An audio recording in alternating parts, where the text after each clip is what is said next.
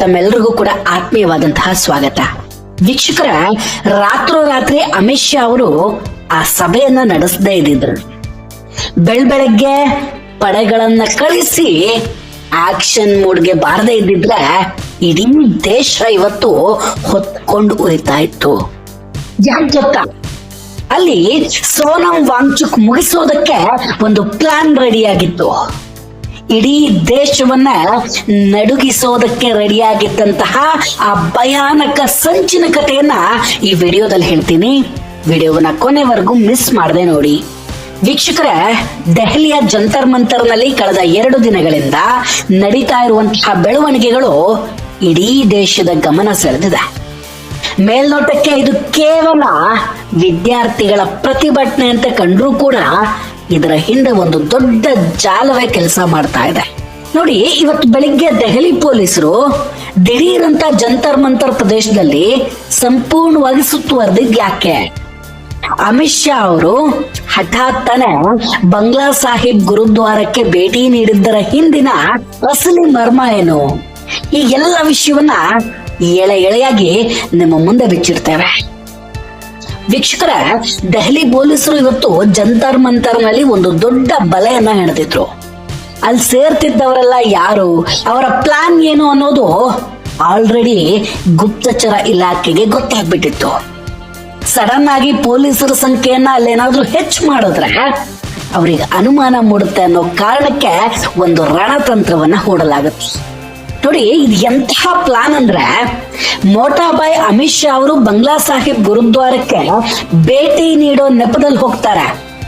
ಆಗ ಅಲ್ಲಿ ಇಡೀ ಪ್ರದೇಶದಲ್ಲಿ ಪೊಲೀಸ್ ಭದ್ರತೆಯನ್ನ ಬಿಗಿ ಮಾಡಲಾಗತ್ತೆ.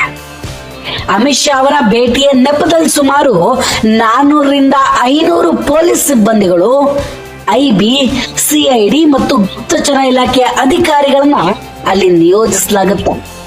ಅಲ್ಲಿ ಕುತ್ಕೊಂಡಿದ್ದಂತಹ ಪ್ರತಿಭಟನಾಕಾರರಿಗೆ ಅಮಿತ್ ಶಾ ಅವರು ಅಲ್ಲಿಗೆ ಬಂದಿದ್ದು ಕೇವಲ ಪ್ರಾರ್ಥನೆ ಸಲ್ಲಿಸೋದಕ್ಕೆ ಅಂತಲೇ ಅಂದ್ಕೊಂಡಿದ್ರು. ಆದ್ರೆ ಅಸಲಿಗೆ ಅದು ಪ್ರತಿಭಟನೆಯ ಮೇಲಿನ ಕ್ರಾಕ್ ಡೌನ್ಗೆ ಸಿದ್ಧತೆ ಆಗಿತ್ತು. ಪೊಲೀಸರು ರಾತ್ರಿ ಇಡೀ ಕಾದು ಬೆಳಿಗ್ಗೆ ಕಾರ್ಯಾಚರಣೆಯನ್ನ ಆರಂಭಿಸಿ ಬಿಡ್ತಾರೆ. ಈ ಕಾರ್ಯಾಚರಣೆಯ ಹಿಂದೆ ಒಬ್ಬ ದಕ್ಷ ಅಧಿಕಾರಿ ಕೂಡ ಇದ್ರು. ಅವರೇ ದೆಹಲಿಯ ಪೊಲೀಸ್ನ ಹೊಸ ಮುಖ್ಯಸ್ಥರಾದ ಅನುರಾಗ್ ಕುಮಾರ್. ವೀಕ್ಷಕರ, ಅನುರಾಗ್ ಕುಮಾರ್ ಅವರು 1994ರ ಕೇಡರ್ನ IPS ಅಧಿಕಾರಿಯಾಗಿದ್ದು 3 ವರ್ಷಗಳ ಕಾಲ IBಯಲ್ಲಿ ಅಂದ್ರೆ ಗುಪ್ತಚರ ಅಧಿಕಾರಿಯಾಗಿ ಕೆಲಸ ಮಾಡಿದ ಅನುಭವವನ್ನ ಹೊಂದಿದ್ದಾರೆ. ಹಳೆಯ ಅಧಿಕಾರಿ ಸತೀಶ್ ಗೋಲ್ಚಾ ಅವರ ಅಧಿಕಾರಾವಧಿ ಮುಗಿದ ನಂತರ ಅನುರಾಗ್ ಕುಮಾರ್ ಅವರನ್ನ ಕರೆತಂದ ಉದ್ದೇಶವೇ ಜಂತರ್ ಮಂತರ್ ನಲ್ಲಿ ನಡೀತಾ ಇದ್ದಂತಹ ಸಂಶಯಾಸ್ಪದ ಚಟುವಟಿಕೆಗಳನ್ನ ಕಂಟ್ರೋಲ್ ಮಾಡೋದು. ಶಾಹೀನ್ ಬಾಗ್ ಮತ್ತು ರೈತ ಪ್ರತಿಭಟನೆಗೆ ಇಲ್ಲೂ ಕೂಡ ಮರುಕಳಿಸಬಾರದು ಅನ್ನೋದು ಸರ್ಕಾರದ ಉದ್ದೇಶ ಆಗಿತ್ತು. ವೀಕ್ಷಕರ, ಇಲ್ಲಿ ಇನ್ನೊಂದು ಭಯಾನಕ ಸತ್ಯ ಏನ್ ಗೊತ್ತಾ? ಪೊಲೀಸರು ವಾಂಗ್ಚುಕ್ ಅವರನ್ನ ಆಸ್ಪತ್ರೆಗೆ ಕರೆದುಕೊಂಡು ಹೋಗದೇ ಇದ್ದಿದ್ರೆ ಅವರ ಪ್ರಾಣಕ್ಕೇನೆ ಅಪಾಯ ಇತ್ತು.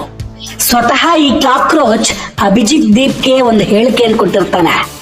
ವಾಂಗ್ಚುಕ್ ಮೇಲೆ ಹಲ್ಲೆಗೆ ಪ್ರಯತ್ನ ನಡೆದಿದೆ ಅಂತ. ಏನಾದ್ರೂ ಅವರಿಗೆ ಹೆಚ್ಚು ಕಡಿಮೆ ಆದ್ರೆ ಅದಕ್ಕೆ ಸರ್ಕಾರವೇ ನೇರ ಹೊಣೆ ಅಂತ ಹೇಳಿರ್ತಾನೆ. ಹಾಗಾದ್ರೆ ವಾಂಗ್ಚುಕ್ ಅವರ ಹತ್ಯೆಗೆ ಇವರೇ ಪ್ಲಾನ್ ಮಾಡ್ಬಿಟ್ಟಿದ್ರ? ನೋಡಿ, ಒಂದ್ ವೇಳೆ ವಾಂಗ್ಚುಕ್ ಅವರಿಗೆ ಇಲ್ಲೇನಾದ್ರೂ ಆಯ್ತು ಅಂದ್ಕೊಳ್ಳಿ, ಆಗ ಅದರ ಲಾಭ ಯಾರಿಗೆ? ಅಫ್ಕೋರ್ಸ್ ಈ ಜಿರಳೆಗಳಿಗೆನೆ. ಅದರ ಹೊಣೆಯನ್ನ ನೇರವಾಗಿ ಸರ್ಕಾರದ ಮೇಲೆ ಹಾಕಿ ಸೋಷಿಯಲ್ ಮೀಡಿಯಾದಲ್ಲಿ ಒಂದು ಅಭಿಯಾನವನ್ನ ಹುಟ್ಟಾಕ್ಬಿಡ್ತಿದ್ರು. ಎಕ್ಸಾಕ್ಟ್ ನೇಪಾಳದಲ್ಲಿ ಆಯ್ತಲ್ಲ ಅಂತಹ ಜಿನ್ಸಿ ಹೋರಾಟ. 19ನೇ ತಾರೀಕು ಅದಕ್ಕಾಗಿ ಎಲ್ಲ ಪ್ಲಾನ್ ಅನ್ನ ಕೂಡ ಮಾಡ್ಕೊಂಡಿದ್ರು. ಒಂದು ಆಡಳಿತ ಶಾಂತಿಯುತ ಪ್ರತಿಭಟನೆಕಾರರನ್ನ ಕೊಂದು ಬಿಟ್ರೆ ಸಾರ್ವಜನಿಕರ ಆಕ್ರೋಶ ಹೆಚ್ಚಾಗ್ಬಿಡುತ್ತೆ. ಆಗ ಹಿಂಸೆ ಶುರುವಾಗುತ್ತೆ. ಸರ್ಕಾರ ಅಲ್ಲೋಲ ಕಲ್ಲೋಲ ಆಗ್ಬಿಡುತ್ತೆ. ಆದ್ರೆ ಅಷ್ಟರಲ್ಲಿ ಮೋಟಾಬಾಯ್ ಈ ಎಲ್ಲ ಪ್ಲಾನ್ ಅನ್ನ ಪುಡಿ ಪುಡಿ ಮಾಡ್ಬಿಟ್ರು. ಒಂದ್ಸಲ ಸರಿಯಾಗಿ ನೋಡಿ ವೀಕ್ಷಕರ, ಇವರೆಲ್ಲ ನಿಜಕ್ಕೂ ನ್ಯಾಯಕ್ಕಾಗಿ ಹೋರಾಟ ಮಾಡ್ತಿರೋರ? ಪ್ರತಿಭಟನಾ ಸ್ಥಳದಲ್ಲಿ ವಿದ್ಯಾರ್ಥಿಗಳ ಸಮಸ್ಯೆಗಿಂತ ಹೆಚ್ಚಾಗಿ ಬಿರಿಯಾನಿಯ ವಾಸನೆ ಮುಗಿ ಹೊಡಿತಾ ಇತ್ತು. ಬಿಯರು ಜೊತೆಗೆ ಸ್ನಾಕ್ಸ್ ಪಾರ್ಟಿಗಳು ನಡೀತಾ ಇದ್ವು. ಇವರ ರೊಟೀನ್ ಹೆಂಗಿತ್ತು ನೋಡಿ. ಬೆಳಿಗ್ಗೆ 8 ಗಂಟೆಗೆ ಬಾಳೆಹಣ್ಣು, 11 ಗಂಟೆಗೆ ಹಾಲು, ಅದಾದ್ಮೇಲೆ ಡ್ರೈ ಫ್ರೂಟ್ಸು, ಮಧ್ಯಾಹ್ನ 2 ಗಂಟೆಗೆ ಸರಿಯಾಗಿ ಬಿರಿಯಾನಿ ಊಟ, ರಾತ್ರಿ ಮತ್ತೆ ಬಿರಿಯಾನಿ ಪಾರ್ಟಿ. ಇದು ಹಸಿವಿನ ಪ್ರತಿಭಟನೆಯೋ ಅಥವಾ ಮಜಾನೋ? ಆರಂಭದಲ್ಲಿ ಇದು ನೀಟ್ ಪರೀಕ್ಷೆಯ ಅಕ್ರಮದ ವಿರುದ್ಧದ ಹೋರಾಟ ಅಂತ ಅನ್ಕೊಂಡಿದ್ರು. ಆದ್ರೆ ನಂತರ ಎಲ್ಲವೂ ಉಲ್ಟಾ. ಯಾವಾಗ ಈ ಪ್ರತಿಭಟನೆಗೆ ಅರುಂಧತಿ ರಾಯ್, ಪ್ರಶಾಂತ್ ಭೂಷಣ್ ಮತ್ತು ಕುನಾಲ್ ಕಾಮ್ರಾ ಅಂತವರು ಬಂದ್ಬಿಟ್ರು, ಆಗ್ಲೇ ಈ ಹೋರಾಟದ ದಿಕ್ಕು ಬದಲಾಗೋಯ್ತು.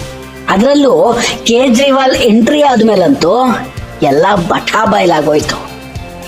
LGBTQ ಹಕ್ಕುಗಳು, ನನ್ನ ದೇಹ ನನ್ನ ಇಚ್ಛೆ ಅನ್ನೋ ಘೋಷಣೆಗಳಲ್ಲಿ ಕೇಳಿಬಂದ್ವು. ಅಷ್ಟೇ ಅಲ್ಲ, ಹಮ್ ದೇಖೆಂಗೆ ಅನ್ನೋ ಪಾಕಿಸ್ತಾನಿ ಕವಿತೆಗಳನ್ನ ಅಲ್ಲಿ ವಾಚಿಸಲಾಯ್ತು. ಅಲ್ಲಾಹುನ ಘೋಷಣೆಗಳು ಕೂಗ್ಲಾಯ್ತು. ನೀಟ್ ಪರೀಕ್ಷೆ ಬರೆಯೋ ವಿದ್ಯಾರ್ಥಿಗಳಿಗೂ ಈ ವಿಷಯಗಳಿಗೂ ಏನ್ರಿ ಸಂಬಂಧ? ಇದು ಸಂಪೂರ್ಣವಾಗಿ ಹಿಂದೂ ವಿರೋಧಿ ಮತ್ತು ಭಾರತ ವಿರೋಧಿ ಅಜೆಂಡವಾಗಿ ಬದಲಾಗುತ್ತೆ ವೀಕ್ಷಕರೇ. ಸೋನಂ ವಾಂಗ್ಚುಕ್ ಮತ್ತು ಅಭಿಜಿತ್ ದೀಪ್ಗೆ ಅವರ ಪಾತ್ರ ಏನ್ ಹಾಗಾದ್ರೆ ಇಲ್ಲಿ ಸೋನಂ ವಾಂಗ್ಚುಕ್ ಅವರನ್ನ ನೀಟಾಗಿ ಬಳಸ್ಕೊಳ್ಳಾಯ್ತು. ಉಪವಾಸ ಸತ್ಯಾಗ್ರಹ ಮಾಡ್ತಿದ್ದಾರೆ ಅಂತ ಬಿಂಬಿಸಲಾಗುತ್ತೆ.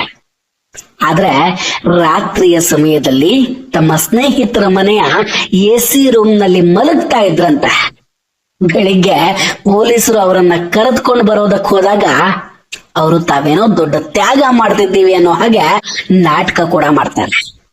ಇನ್ನು ಈ ಅಭಿಜಿತ್ ದೀಪ್ಗೆ ಪೊಲೀಸರಿಂದ ಏಟ್ ತಿನ್ನೋದಕ್ಕೆ ಯಾವಾಗ್ಲೂ ಕಾಯ್ತಾನೆ ಇರ್ತಾನೆ ಅನ್ಸುತ್ತೆ. ಪೊಲೀಸರು ಅವನನ್ನ ಮುಟ್ತಾ ಇದ್ರು ಕೂಡ ನನಗ್ ಹೊಡೆದು ಬಿಟ್ರು ಅಂತ ಕೂಗಾಡಿ ಹೀರೋ ಆಗೋದಕ್ಕೆ ಪ್ರಯತ್ನ ಪಡ್ತಾನೆ. ಒಂದು ಸಲ ಯೋಚನೆ ಮಾಡಿ, ಟೈಮ್ ಟು ಟೈಮ್ ಊಟ, ಸ್ನಾಕ್ಸು, ಬಿರಿಯಾನಿ ಇದಕ್ಕೆಲ್ಲ ಹಣ ಆದ್ರೂ ಎಲ್ಲಿಂದ ಬರುತ್ತೆ? ಮೂಲಗಳ ಪ್ರಕಾರ ಕೆಲವು ಸೋಷಿಯಲ್ ಮೀಡಿಯಾ ಇನ್ಫ್ಲೂಯೆನ್ಸರ್ಗಳಿಗೂ ಕೂಡ ಪ್ರತಿ ವಿಡಿಯೋಗೆ 50,000 ರೂಪಾಯಿ ನೀಡಲಾಗ್ತಿದೆಯಂತೆ. ಈ ಹಣ US ಡಾಲರ್ ರೂಪದಲ್ಲಿ ದುಬೈನಿಂದ ಬರ್ತಿತ್ತು ಅನ್ನೋ ಮಾಹಿತಿ ಈಗ IBಗೆ ಸಿಕ್ಕಿದೆ. ರಾಷ್ಟ್ರವಾದಿ ಯೂಟ್ಯೂಬ್ ಚಾನೆಲ್ಗಳನ್ನ ಹತ್ತಿಕ್ಕೋದಕ್ಕೆ ಮತ್ತು ಪ್ರತಿಭಟನಾಕಾರರ ಪರವಾಗಿ ಸಹಾನುಭೂತಿ ಮೂಡಿಸೋದಕ್ಕೆ ಈ ಹಣವನ್ನ ಬಳಸಲಾಗ್ತಾ ಇತ್ತು. ಅಲ್ಲದೆ ಯಾರ ಸಿನಿಮಾಗಳು ಓಡ್ತಾ ಇಲ್ವೋ ಅಂತಹ ಸ್ವರಾ ಭಾಸ್ಕರ್, ಸೋನಾಕ್ಷಿ ಸಿನ್ಹಾ ಜೊತೆಗೆ ಅಭಯ್ ಡಿಯೋಲ್ ಅಂತವರನ್ನ ತಮ್ಮ ರಾಜಕೀಯ ಬೇಳೆ ಬೇಯಿಸ್ಕೊಳ್ಳೋದಕ್ಕೆ ಇಲ್ಲಿ ಕರ್ಕೊಂಡ್ ಬರ್ಲಾಗತ್ತೆ. ವೀಕ್ಷಕರೇ, ಇಲ್ಲಿ ಒಂದ್ ಅರ್ಥ ಮಾಡ್ಕೊಳ್ಬೇಕು.